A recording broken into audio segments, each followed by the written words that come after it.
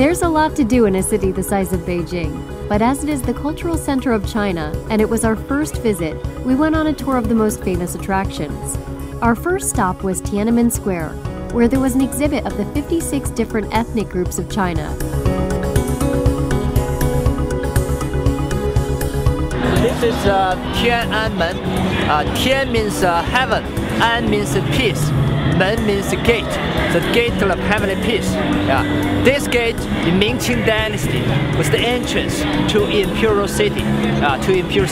Later we go through this gate to Forbidden City. You can see in the center there's a big portrait. This is Mao Zedong. This portrait has to be changed every year before National Day, October 1st, every year. Yeah. It must be exactly same. It's painted by the same artist. We then went across the street toward the Forbidden City, the largest palace complex in the world. Forbidden City was opened to public in 1924. Before that, it was only royalty and people rulers. Emperors, royal family, they live inside.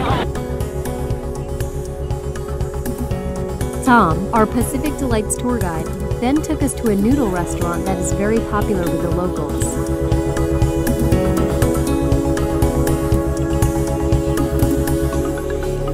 After lunch, we visited the Summer Palace, located in the northwestern part of the city. Okay, we are in Summer Palace now. This garden was destroyed by Anglo-French Allied forces during the Second Opium War in 1860. So, in 1888, Cixi, the dragon lady, had Summer Palace rebuilt in 1888. So after it was rebuilt, she lived here from April to October every year. So we call this garden the Summer Palace.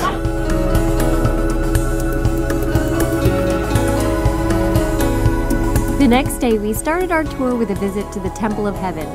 This complex is very popular with senior Beijingers, as they participate in early morning dancing, Tai Chi, badminton, checkers, and even hacky sack.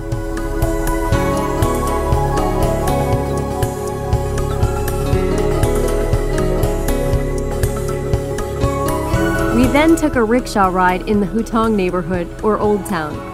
With its narrow streets and historic buildings, it offers a peek into traditional life in Old Beijing. One of the most interesting aspects of our tour was having lunch at a local family's home and meeting a Chinese cricket fighting champion. Our last day featured an excursion to the Great Wall of China, or Chongqing in Mandarin, which is more precisely translated as the Long Wall. In Beijing, there are 5 sections of Great Wall, renovated, restored, and open to public. You can climb. Most of the Great Wall in China, now they're ruins.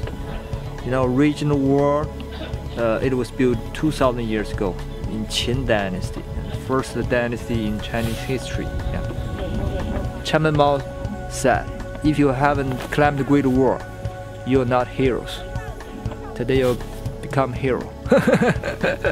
Today we're going to become heroes. Okay, let's go! It's difficult to get across the grandeur of the Great Wall. This is simply something that must be seen firsthand.